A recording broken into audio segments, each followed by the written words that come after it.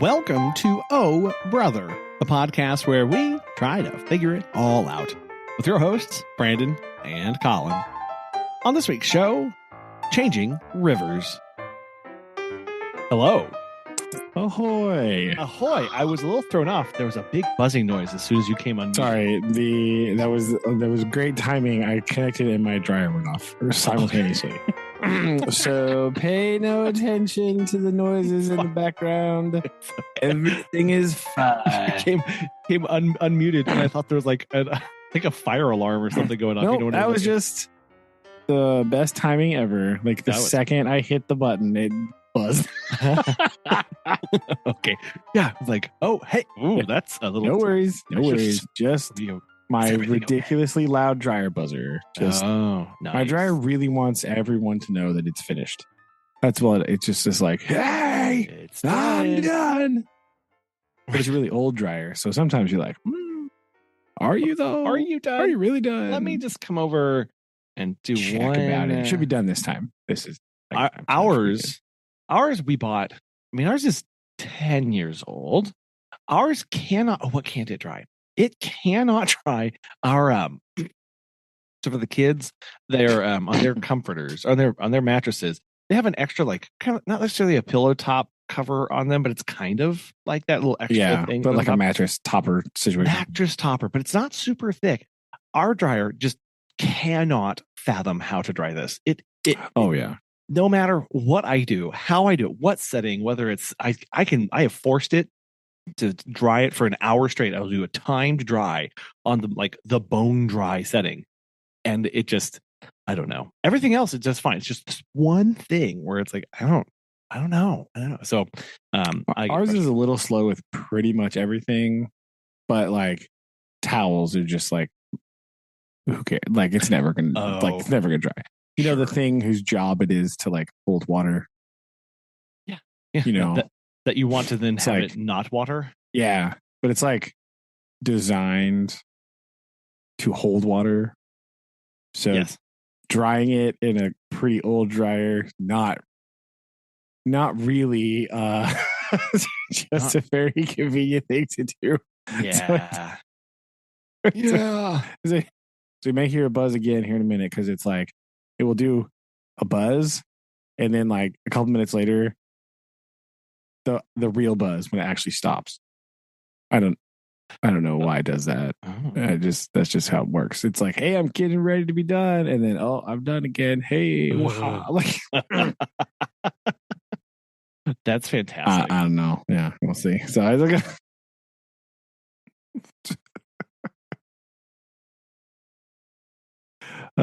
so how has it been? How you been? How's it going? I am literally talking to you after having been in my house for 10 minutes. Wow. How fun is that? I mean, we did it to ourselves. So this year we says to ourselves, what we need to do is we need to do more like events where we need to go and we need to have a booth and do stuff at things. And so I spent way too much money on a tablecloth, like a fitted tablecloth thing with our brand and colors.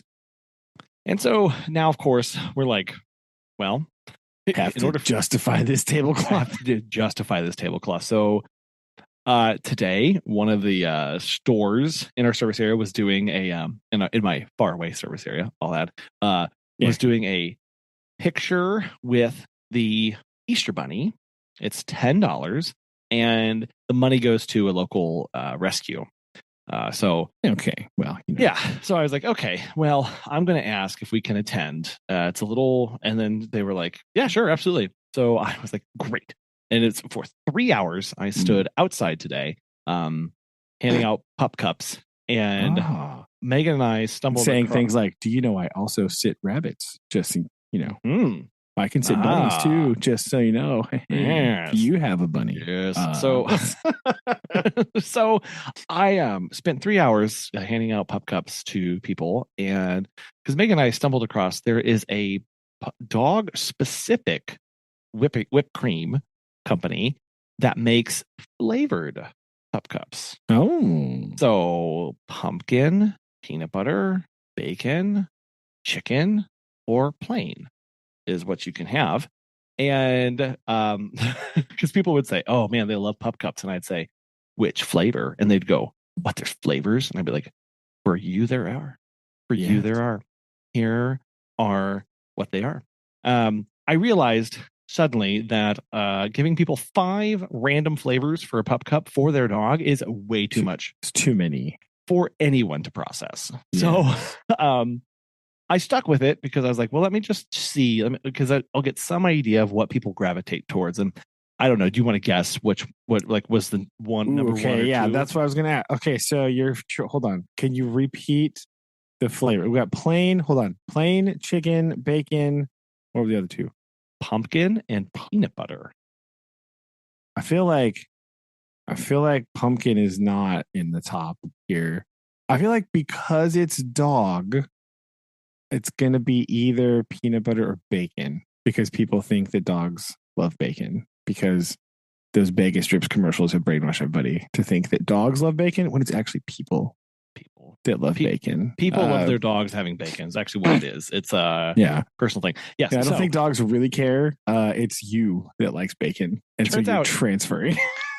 you could take that into literally everything there has to do with pets. Of the dog or cat does not care. It's you, the human, that cares. It's you who really is passionate about this. I don't know. Based on my old dog experience, old Chuck would have been like, he was crazy for peanut butter. Like he literally didn't Oh care yeah, about anything else. Peanut butter, or like that was it. Like he was. yes. We got a lot of these too. So yes, Kobe was he was also a peanut butter guy, but Mhm. so yes, I the one that I ran out first was indeed peanut butter. Okay. Then bacon. Okay. So bacon is the I did not run out of it, but I did get really close. Okay. Um, then the next thing that so it's bacon, or sorry, peanut butter ran out first, then bacon, then plain. Okay, so plain was Okay. next. That tracks because that's probably what people are used to getting if they have had the pup cup experience before. That's what they would have had, right? Because that's what Uh-huh. they. So that would have been that one, Yes. Yep. right? And we also got several people who said, "Well, my dog is sensitive to Well, yeah, things. that's fair too. So Yeah. what um Plain it is. plain it is, right? Yes. So then it was the next one was pumpkin and then Wow, really? chicken. Chicken last. Chicken was I would last. have figured chicken over pumpkin though. I would have figured chicken over pumpkin as well. But they just didn't. So what I what we are going to do now is I have lots of these purchased, which is fine. It's all good. But what we are going to do is I am only ever going to have 2 flavors out at a time. I'm going to have plain and one other. And something else. Ooh, Something yeah. else. Yes. This way, I can just default over to plain if they're like, I don't know if I want to do chicken. Mhm. But there are at least two. There are only 2 options because by the time it's like when you go to a restaurant and people are like, what's your soup of the day? And they're like, well, I've got bacon cheddar, I've got French onion, I've got tomato, you're like, okay, I've already forgotten what you said. Yeah. Your special should be you should have like 2 things. And that's Yes. Yes. Especially when they're showing up and they're like, oh, cool, pup cup. Yeah, give me some whipped cream. Yeah. And I'm like, oh, I have 5 flavors. They're like, these people were not ready for this. They were not ready for that. So that was a You needed learning. a little menu. Just a little thing, right? little menu. So it was fine. We ended up it was good. It was good. There was over the course of 3 hours, I think we had 75 dogs and cats come through. Oh wow. Yeah, which I thought was good. I thought was very nice. And then we ended up yeah, we ran out of some stuff and it was good. I went and to help let things last a little bit longer. Not all dogs get the same size pup cup. So I just have two sizes. I have a large and a small. The small are they're the red solo cups, but like the little shot glass size that you can buy from Walmart. These are for my tiny dogs that come through. There you go. And then the 1-up size from that is for everybody else. This helps make it last a little bit longer. Because if you have a bunch of little dogs, they just need a little bit of. Yes, I mean Chuck wouldn't say that. He would say, "No, I don't need a little bit. Get out of here with that." Kobe would also hard disagree with this. That size does not matter. Yeah. So, it was good. It was good. I'm very. I was outside the whole time in the 58,000 mile an hour wind. So stinking windy. What the heck is? I don't live in Oklahoma. What's going on around here? Like, why is it so windy all the time?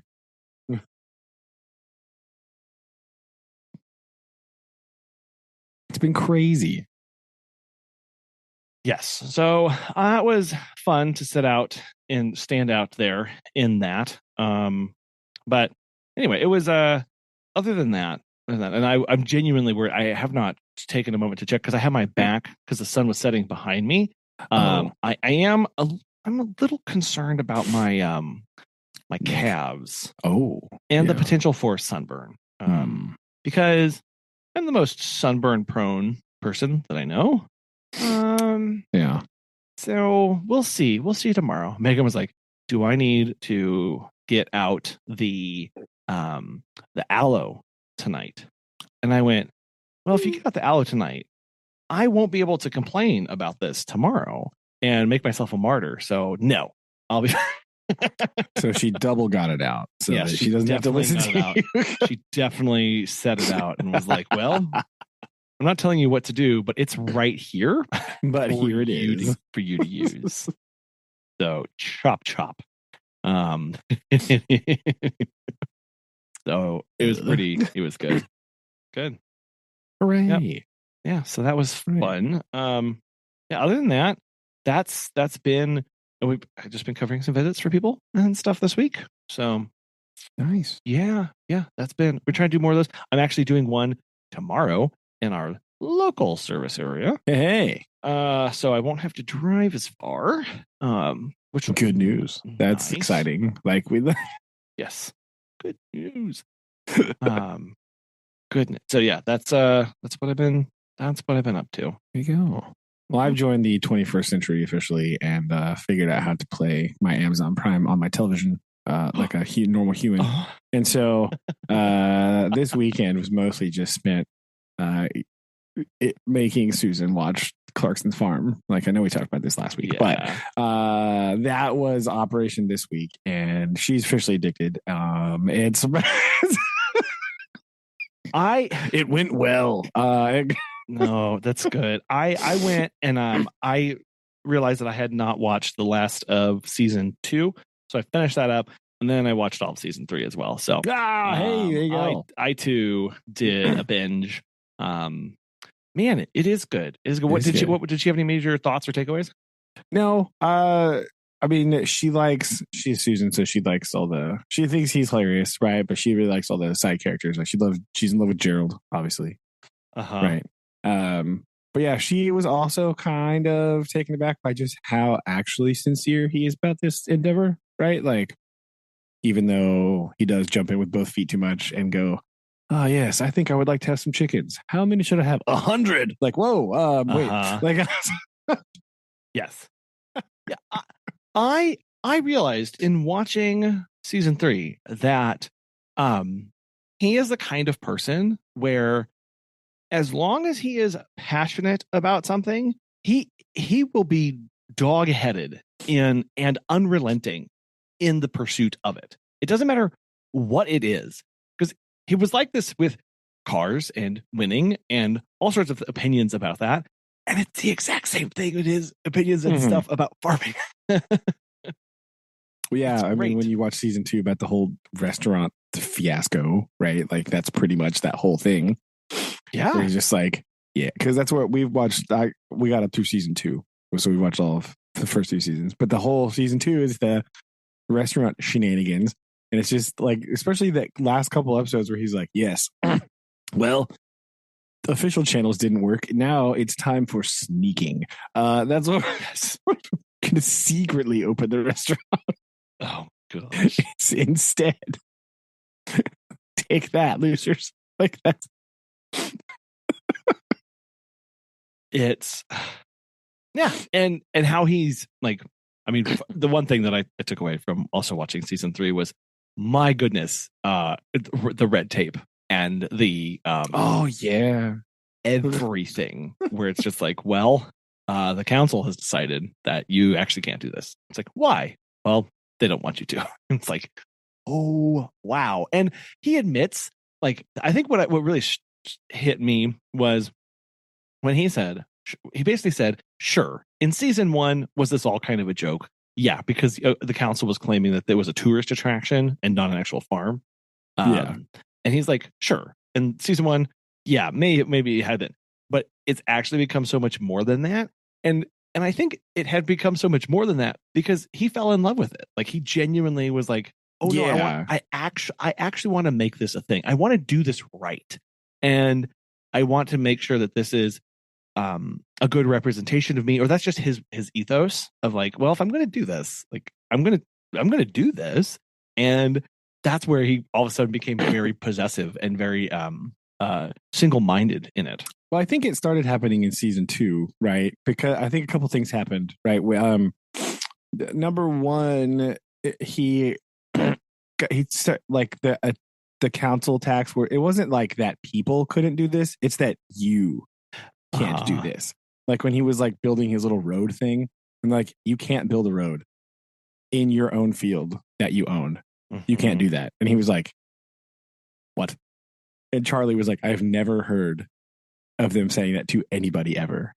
And he even said, a farmer can't do it. And he looked at him and goes, no, you can't do it. Yeah. Right. And so that, I think that really made him grumpy. But I mean, as you know, as would me, like, let's be fair. But I think also during the whole restaurant endeavor, when he was like talking to the neighboring farmers, I think the other thing that made him like even more passionate about it was whenever he realized, oh, this would be good for, this would be good for me. They need this to happen. Oh, right. Yes. Like, yes. They, like, it's fine for me. It would be okay, but they need this. Mm-hmm. Right. Like, and I think that is the other thing that kind of, he just saw it from other people's perspectives too. And I think that kind of made him even more determined to do that, all that stuff.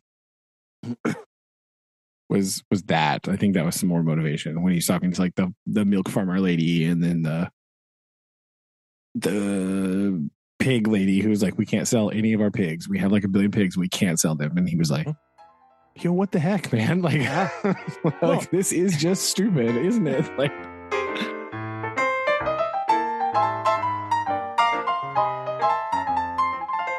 well, and it was very poignant at the end of season 3. And they do these wrap-ups, right, of each season of how much they made or whatever. But he was really hammering it hard at the end of season 3 of like, look, I'm fine. And kind of getting to what you're talking about here, like, I'm fine because this isn't my only thing. But look at how hard we worked. Look at what we had to do, overcome, and look what we didn't make. And look at how horrible this is. And it only takes, as he said, like 2-3 years. And because you get 2 or 3 chances at these and crops, you're done. And you're done.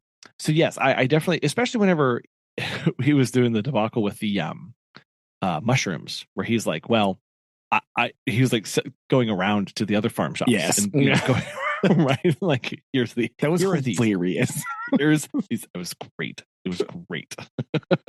But yeah, I that was my, after I finished watching it, you had mentioned, gorgeously shot. And I think that he's still doing a lot of the writing, because the whole ridiculous skit about the construction workers taking their tea breaks. That was great. I love that so much. that is something that you would 100% see. And I think we did see in Top Gear when they were there, of like this, like, just commentary on this, like, people and these things that they do, and how outrageous it is.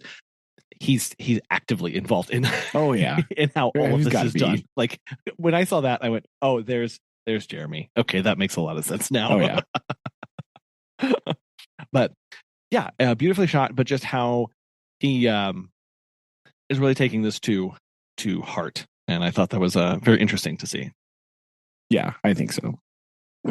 It's pretty good. So we got to get her up on season 3 because I think season 4 coming soon. Yes, I do believe it is. I don't know when soon is. It might be this month actually. So like, we'll see how that goes. But yeah, that was our big I like it. weekend deal. Was watching that. That's what we did. Just hung out, did like random stuff around the house, and then just did that. So pretty good. But yes, we figured out how to make my television play things. So look at that. Look at that. A very 21st century digital boy. It's me. Good job. There we go. Good job. You're doing it just in time to watch stuff about dire wolves coming back. Yeah. So okay. So all right. So I was going to bring this up also. Oh. Right. Oh.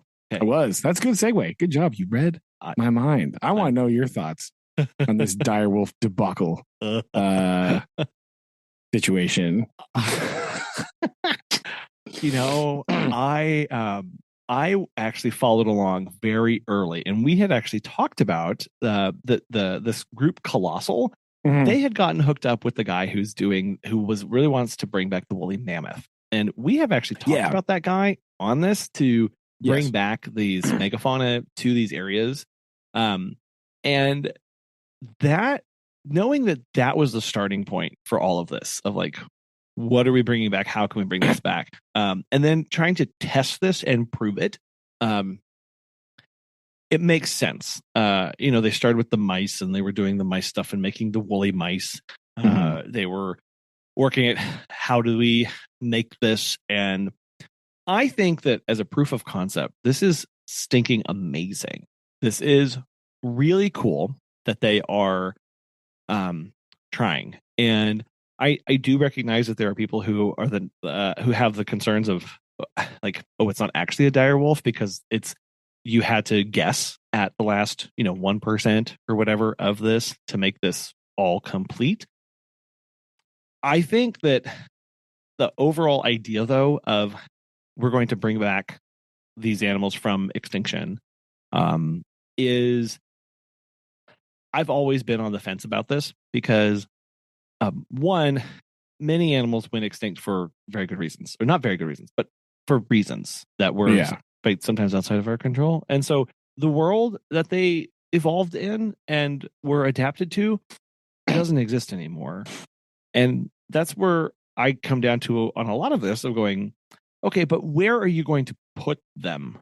Like where? That was my question. Like, where? What is the point of the wolf, right? Like, why would you do that? Other than I'm very cynical, right? I was already cynical. Pearson 2025 is not helping that. But like to say, well, this is a publicity stunt to get more funding to do the other stuff that you want to do.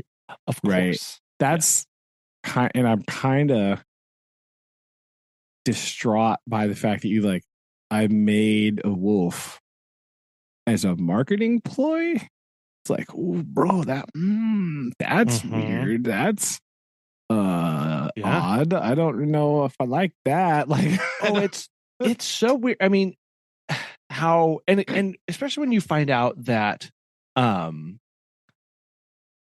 like a lot of the guys from Game of Thrones were actually financial backers for this. Yeah. Like I'm going, oh wow. Okay, so you actually did like you were thinking critically and culturally about this to making sure that you did have something that people could immediately connect with. Because what I thought that they would do, because he goes in this article, I found in this article, I put it in the show notes, but like they start talking about the red wolf. Like, yes, you should have done the red wolf. Why didn't you do the red wolf? Well, because nobody knows what the red wolf is, right? Nobody does. But people know, but more people on Earth know what not a mythical, but like a long extinct creature was because of a show. Yeah. And it's I think that part where I'm going, oh, you really went after the zeitgeist here of like, you went after people's mind share in order to make this work. Like you're saying, as a tool and trick to get people to focus more on this. And I 100% get it from a conservation perspective of more money and stuff gets pulled and pooled around the large, big things because Yeah. that's what people know and can interact with. And your hope is that there will be this pulling effect of as we dump money into making it good so that the bald eagle can survive, this will help other endangered species that are beneath that. If I just came out and said the random, name of a bird and that nobody's heard of, nobody's going to be passionate about that. So I 100% understand why they did this. It's just, it does feel not good. And again, I'm going, cool. You're talking about bringing back the Tasmanian devil. Where are you going to put this? Like, or not the Tasmanian devil, the tiger, the thylacine, right? You want to bring back a thylacine? Yeah, awesome. Where are you putting at least its habitat still, right? Not the direwolf, who the like you said, the ecological niche that it inhabited is gone. Right? Yeah. There's no prey for it to eat. Right? Nope. So, like the thylacine, right? At least there is its ecosystem niche is there, kind of. I mean, it got rooted out by the dingo, and the dingo is still there. So you haven't really solved the problem. So there's like its niche was taken over by something else. So there's also not a place for it, really, right? Yep. Like that's a problem. And that's a weird thing. So why, like you said, why you would start with it's the Jurassic Park thing. Like why would you do it with a predator first? Right? Oh, because it's big and it's like flashy and it's whatever, right? It's like, but why would you do it with a predator that like you can't do anything with it? It's going to sit in a preserve. Right, you just have to build it a ranch and be like, "Yep, here it lives now in this thing with fences around it because we can't let it go because it'll eat everything and it'll breed with a normal wolf because it is just a wolf." And again, I did get a little bit hung up on the people being like, "It's a dire wolf." I'm like, it's not actually, because dire wolves and wolves aren't even really that closely related because it's a whole different species of thing. But that's whatever. That's just the early science nomenclature being wrong because they're like, oh, this is big and kind of wolf-like, so it's kind of like a wolf. Turns out no. So that's what, yeah. The name already stuck though. So oh no, too bad. But it's like it's not even the same genus, right? It's like shares the family. It's in the canid family. Oh man, so closely related. So like that's the other thing that's weird is they did just get like they just bred for the characteristics of the direwolf, right? Sure. And then or like mutated the genes to get those characteristics. They can't to speed up the process, right? Which is a little bit alarming because this is what the Nazi scientists did to try to recreate the oryx, the giant European forest cow thing of doom. That's what they did. They just like bred big cows to make it look like an oryx. And they were like, look what we've done. Like, wait. Yeah. Also, why would you want breed a big, gigantic, super angry cow and then just like let it go in the woods? That sounds like a bad idea. Don't do that. It's like the angriest cow ever. Yes, let's have that. No. Yeah, I just come back to okay, to what end are we really doing this? Because I think in I don't know, in my brain, and I haven't quite thought through this, I think there is a difference of pulling an animal species back from the brink of extinction versus reviving one that went extinct.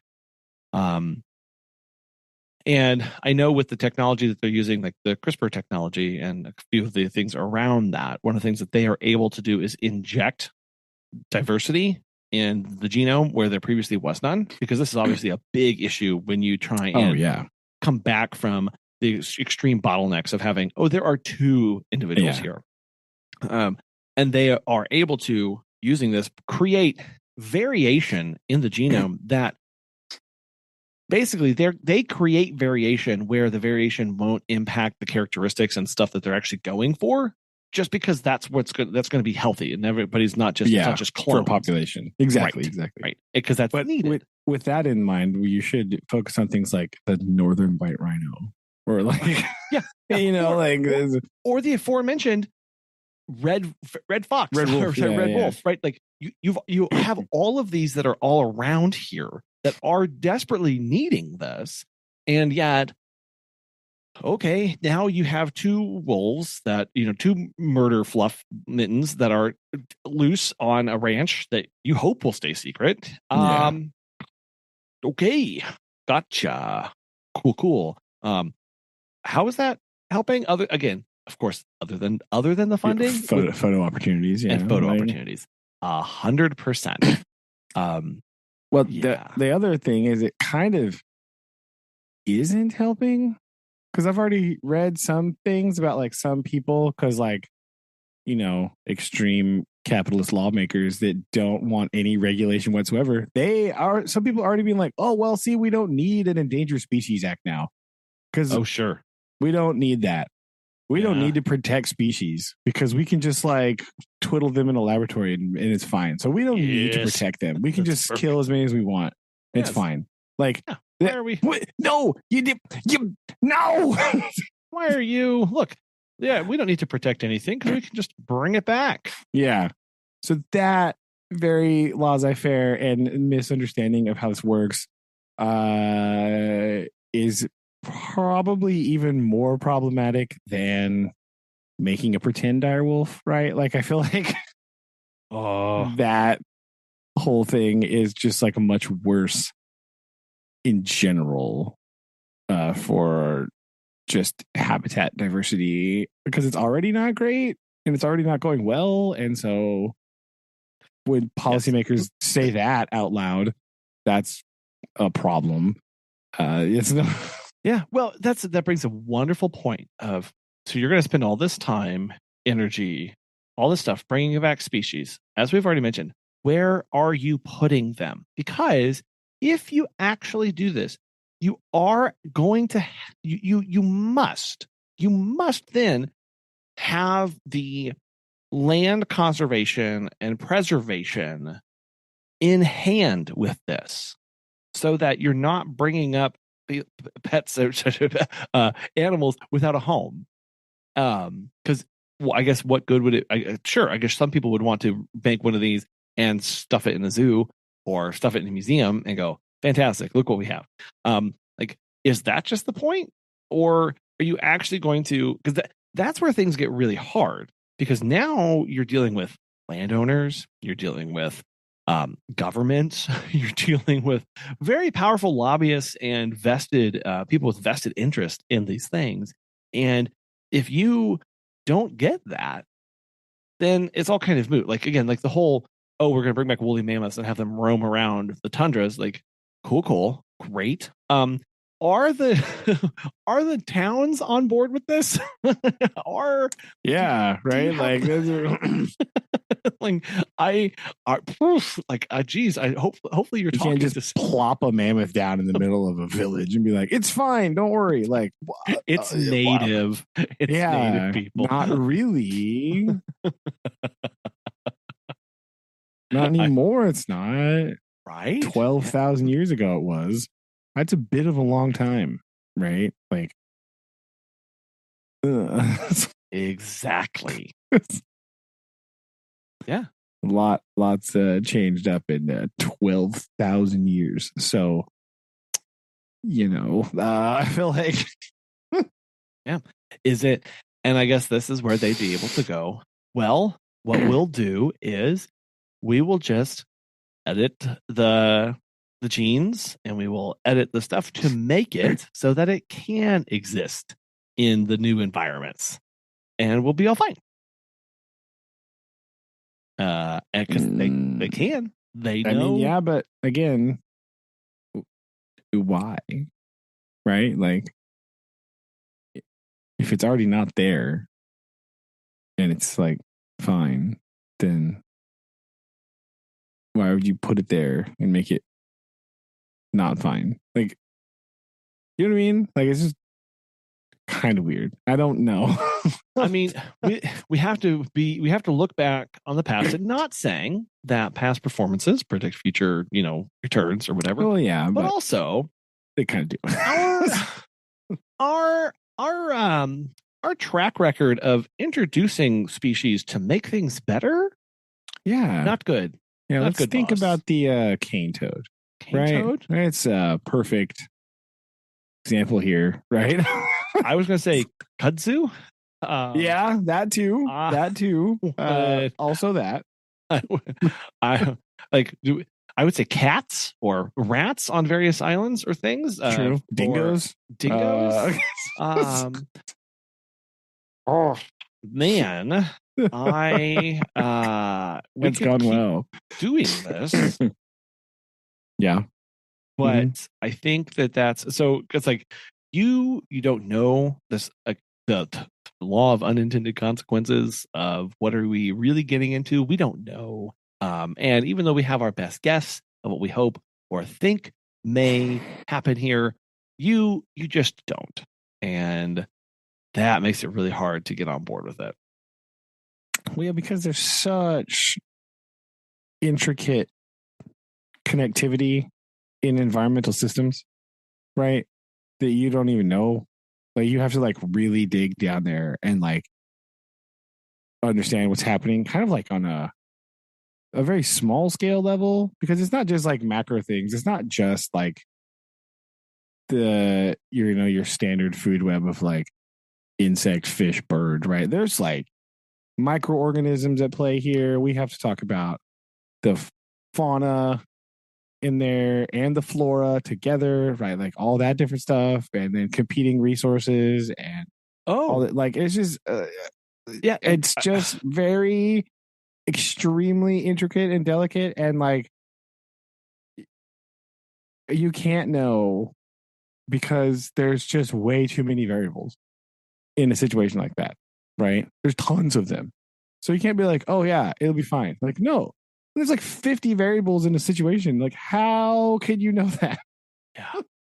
I mean, just going back to the very most recent introduction to this, most recent large scale introduction, I think most people are familiar with. Obviously, there's reintroductions with elk and stuff here in Missouri. But let's go think of just the biggest headline one when they reintroduced wolves in Yellowstone in 1995. Okay, yeah, 1995. Okay, when they did this, they introduced wolves because they were more concerned. They were concerned about. They wanted them to be there. They were trying to make a more complete ecosystem. They were trying to help with elk populations. They were trying to do all this to bring it more in balance. Okay, cool. Then a study came out 10 years or 5 years ago about how wolves change rivers. Have you seen this? No. Okay. Okay. So cool. What they noticed is that all of a sudden, the hydrology of the entire area started to change. Because as they predated on the elk, they the vegetation along riverbanks started to grow and flourish, which did what? It decreased the amount of erosion on the which banks, changed which changed the meander rate and growth of these rivers, meaning that the channels they stopped going left and right. They actually got deeper and faster. And pools started to emerge in various areas and all this stuff. And how did the fish like that? That's the other, right. Which changes the fish habitat, which changed the flood cycles, which changed all of the soil conditions and the microbes throughout the meadows and plains when when flooding would happen. And this isn't even getting into the impact that this ended up having on the beavers in the area and what they did in response to this. So here's one where we went, man, we need some wolves because we want to have them back here. And then oh, my rivers are moving. Oops. Yeah. Or not moving. Or not moving. Right. Right. Are you it changed entire river morphologies when they did this. So you got to think about the abiotic factors as well, right? Yes. All the the soil and the water and the river courses and all that stuff, right? So that it's so many variables So many very plus. Let's not forget the biggest news from the wolves being reintroduced into Yellowstone, because everyone's like, oh yeah, they'll eat the elk. What's the first thing they ate? Oh, right. Oh, it was the sheep. Right. Oh yeah, no, it let's was go. not the elk. Yeah, they were, because they looked around and they're like, big giant deer with huge horns, tiny fluffy stupid animal. Yep, I'll be right that one. Because they're not dumb. Yeah, and so they start preying on domesticated animals. So like your elk population didn't, for a while it was just like, oh, okay, whatever. And then fine. Yes. And then the cattle and all the stuff too, because like we can't, again, I think people, this is a common thing that I've noticed, like people underestimate the size of a normal wolf, right? There's like, oh, it's like a Labrador. No. Right. No. Yes. This thing is enormous, right? Yes. And so, yeah, cows, everything is just going down, right? Wolves are eating everything. So like, and dire wolves are what, 25-30% even larger than that. Yeah. So there you go. That's fun, people. Yeah. So keep your cows away from that. That won't go well. Yeah, you think you had a hard time with, yeah. Anyway, with the normal wolves, the ranchers were not happy. So, because sheeps are just like little snacks for wolf. Num.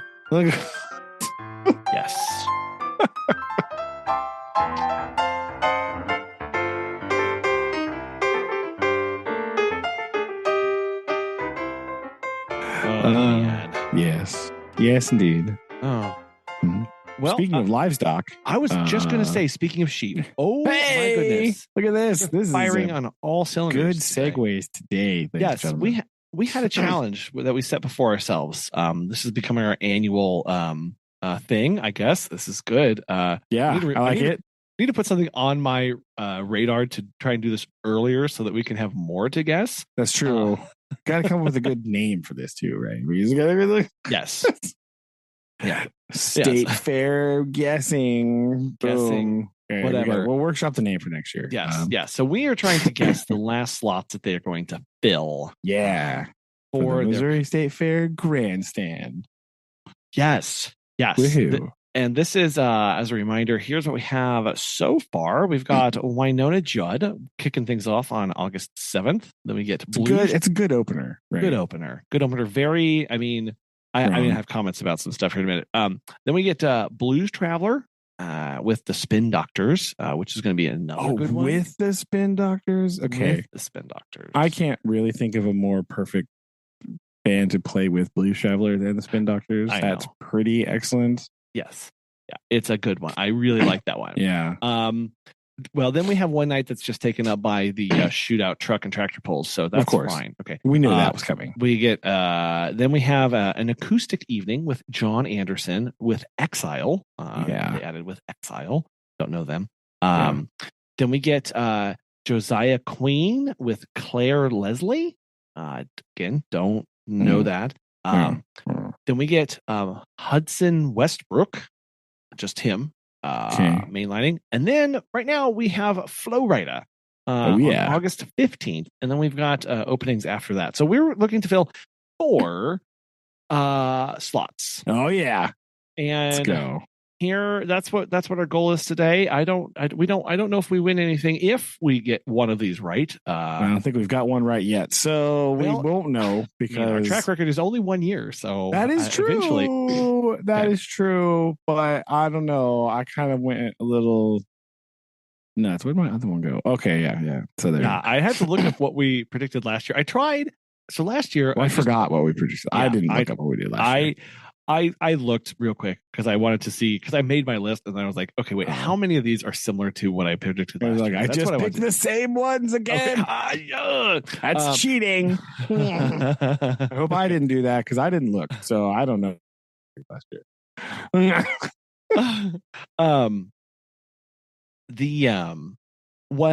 Because last year also I did like a really deep dive of like into each band that I thought of. and was Yes. like, okay, when was the last time that they appeared on this? Have they ever come to the Missouri State Fair? What's their are they currently touring? What are their open dates? What are we doing? Like, how could we make this work? I did none of that this year. I definitely did not. I went with pure vibes. Yes, that's what I did. Yes. So I'll have. Do you have any opening thoughts on this? Oh, not really. Other than I hope I did. I didn't really think about accidentally duplicating because I did not look and see. So if I did, oops. But I did go pretty vibes, right? I thought about the era, thought about like an era, right? And that's kind of the vibes I wanted to capture, right? Because, Okay. you know, the Missouri State Fair bands are a good 30 to 40 years past their like height. Sure. Right. That's like prime fair vibes. So that's kind of where I started. That's just where I started thinking about. It was kind of somewhere in there. What would be a great fair band? And again, I don't always like when I think about fair bands, I'm not thinking about like your A tier, like prime examples of that time and or genre, but like good solid like middle, right? Like like solid, recognizable. You're like, oh yeah, they're all right, but they're not like the first example that you think of. But they're definitely not bad, right? They're not like the oh no, get out of here, like yeah, and that makes sense. And I also tried to go like I'm not trying to do this too heavy in one genre over another because they are trying to obviously appeal to a wide range. That's true, but I kind of did a little bit because I felt like they were lacking in some sections. So I went a little. I tried to fill the void that I saw, while trying to still kind of remain on theme. But I was trying to fill a gap in that was not there, right? Because we're leaning pretty hard in a single direction currently with the State Fair lineup, right? And so I was trying to get some more variety in there. Is what I was trying to do, right? Yes. Yep. I that was my other comment of pretty heavy on the country this year, which again it's State Fair. I did add one country, one more, right? Because I felt like that would be okay. But I also then I pulled out a little more into a little more rocky direction because you got to have rock at State Fair. That's important. Yes. Right. Yeah. Yeah. I totally agree. So yeah, I'll have you. Do you want to kick us up? And I have pulled up our list from last year. And I'll do that once we're done. We'll see. Okay. So you just want to do like one at a time, like back and forth, like normal. Yes, we'll do that. All right. So no particular order. But I don't. Do you have a particular order for yours? Do you have like date slots? Okay. All right. I'm not going to do that. I mean, I'll start with one, but then there's no. I have no rhyme or reason for any of these. I don't really either. But like I said, I really wanted to go in a little more. We're missing some Rocky nights. Okay. Right, because we do have very strong country.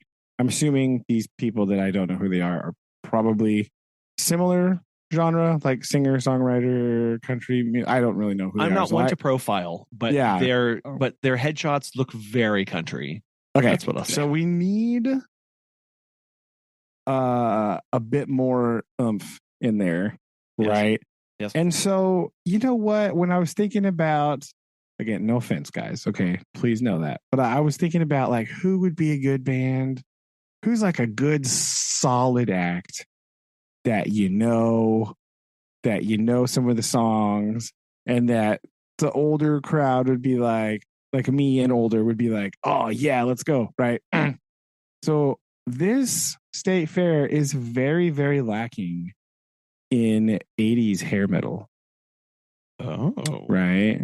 I feel like this is prime State Fair genre, right? Right. This is the prime State Fair genre right now. Okay. People in the like 40 to 55 age bracket, this is serving them. Right. Yeah. So again, I went with not like again, it's like a good solid middle. I'm going Skid Row. Skid Right. I'm going Row. Skid Row and Sebastian. And that's what I Yeah.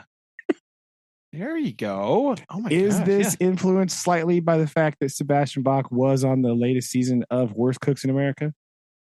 Yes. And so he was on my brain already a little bit. Spoilers, Sebastian Bach cannot cook at all. Oh, It's bad. really? It's real bad. Anyway, Okay. but I feel like this Skid Row is perfect state fair energy. Oh yeah. Right? Like this is, can you imagine the Missouri State Fairgrounds singing 18 in life? Right? No, this makes a lot of sense. That's what I feel like needs to happen. Right. So my first act that I feel the state fair really could use is Skid Row. They could even close their state. I think they could be the final night. I think you put Skid Row at the end. I think that'd be good. That's what I think. That's who I put there. I feel like Skid Row is my I think they'd be a good solid closing act. You know what I mean? I feel like that'd be good. Yes. No, I definitely agree. I think that would be a lot of fun. Good closer. Really bring the oomph, bring the energy. Yeah. That's what I was trying to go with. I'll just get this one out of the way. I will do a quick spoiler. This was one that I requested last year as well. That's so okay. This is my campaign. This is my campaign. Okay. For this. This means you're passionate about it. You means you believe. This will be my undying a thing. I will right off the bat say that their website is not HTTPS. It is just HTTP. So they need to really get with it, guys. Come on, guys, got to update. But I Flash like exactly. What is it? Oh, cookies. No, I was wanting to bring up the oomph, get more rocky in this. I was thinking not hair metal rock, but more classic rock. Okay. And right now there's in my mind this would still be an amazing fit, which is why I thought of it. And then I checked and I'm like, oh, look, I was agreeing with myself from last year. I'm on the REO Speedwagon band. Yeah, there you go. I do it. This just needs to happen. I agree. It's time. It is time. That's good. That's fair. I feel like that would also be that is excellent state fair energy at this point. Right. Yes. That is good. Yes. This is why the excellent one. I think it just needs to happen. So that's my plan. So yeah, I'm bringing. I want them to do REO Speedwagon. I think that's good. That's really good. I have another pretty rocky solution here, right? Okay. To go with the vibes, because again, we're lacking quite a lot in there, right? Because we're very solidly country music here. So I feel like, let's see, what's another just like quintessential late 80s to early 90s like rocky band, kind of like bluesy rocky kind of band? Like what vibe are you going for here? And I think it has to be the Black Crowes.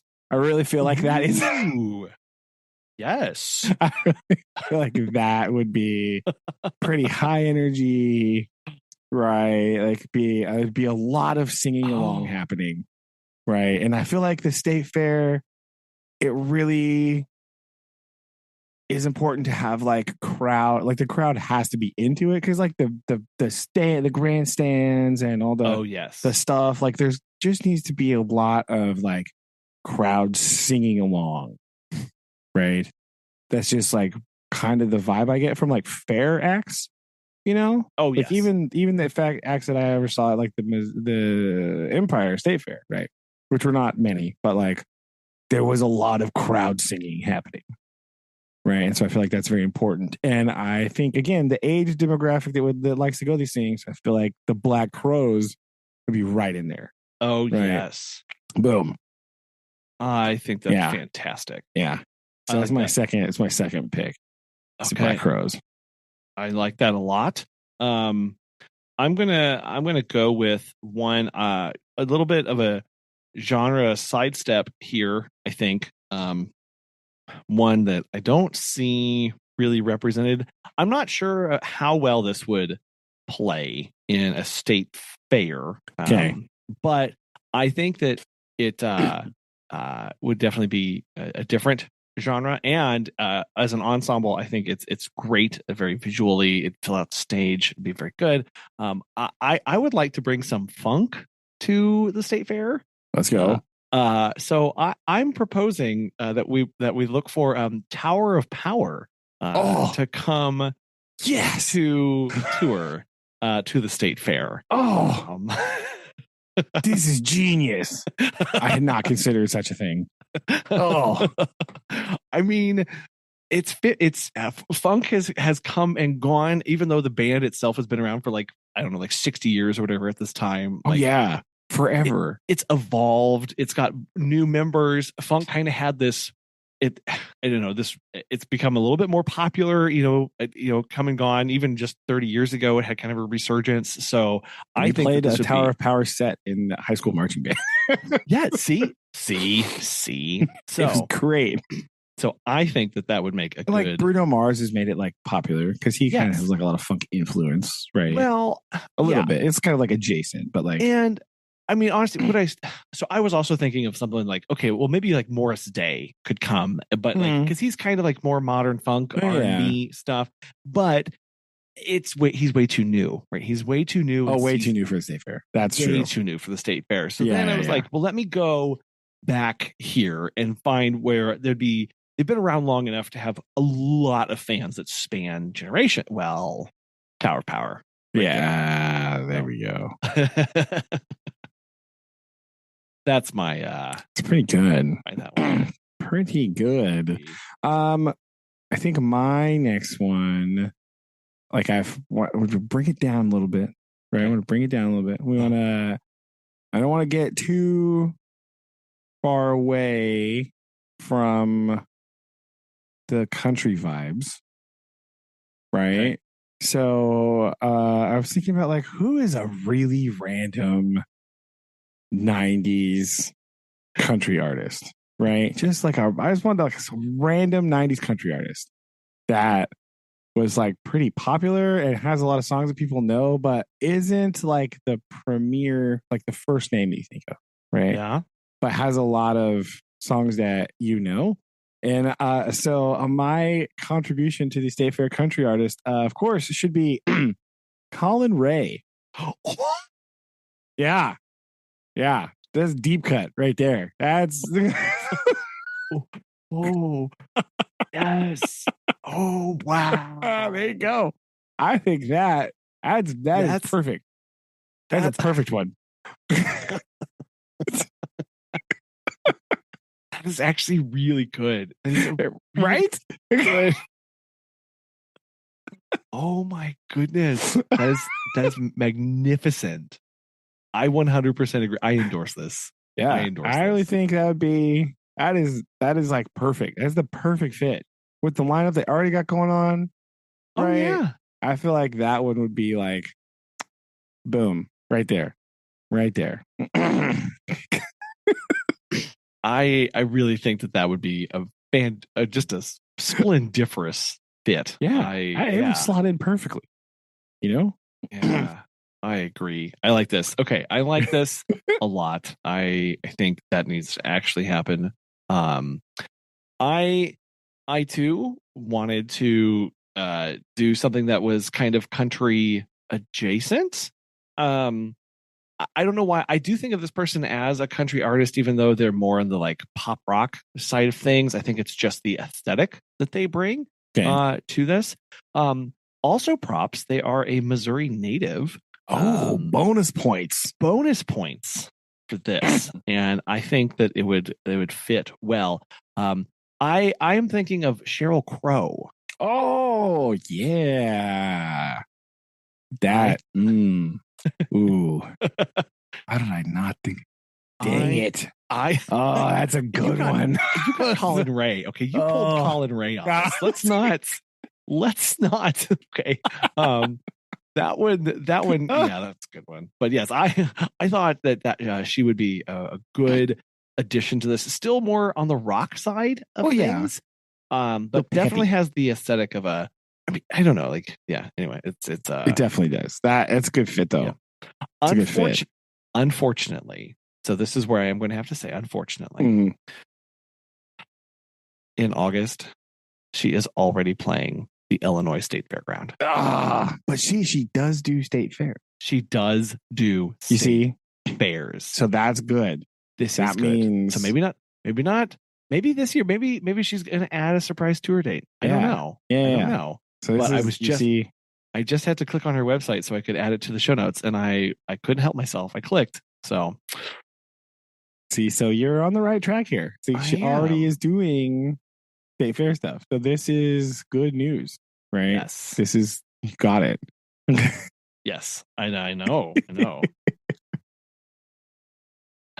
My last one, Okay.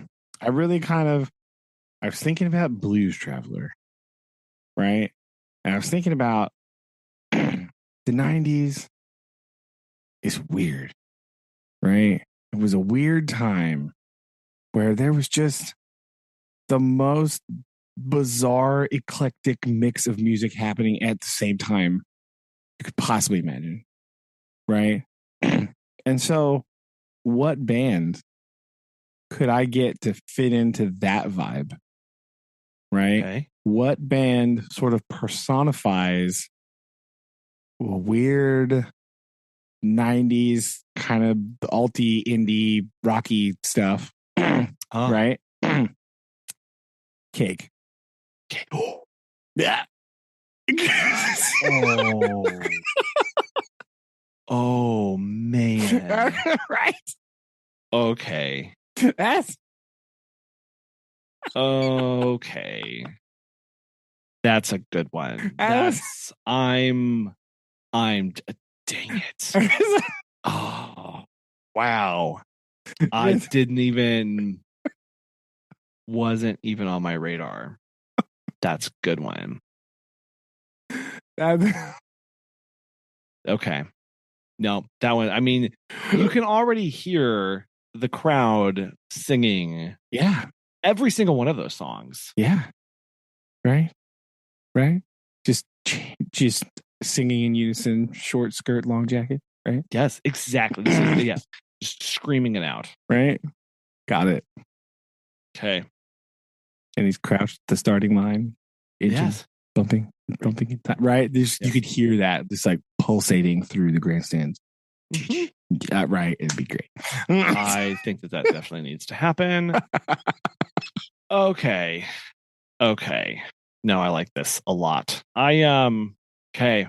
That one, I'm not going to trump that one. I feel like we're going to end on a sour note with my last one here. I doubt it. No, I don't know. I don't know about that. I don't know about that. So I wanted something that was again still more in the rock. I think they fall more in the southern rock kind of. Oh, that's very good state fair vibes, though. State fair vibes. Also, they do like a lot of like they do great in a big arenas stuff. I really feel like this is a big arena kind of band, which I think is definitely good. But they are so I'm just gonna say a Need to Breathe from the early 2000s. Wow. Wow. I think that they've finally hit the point where I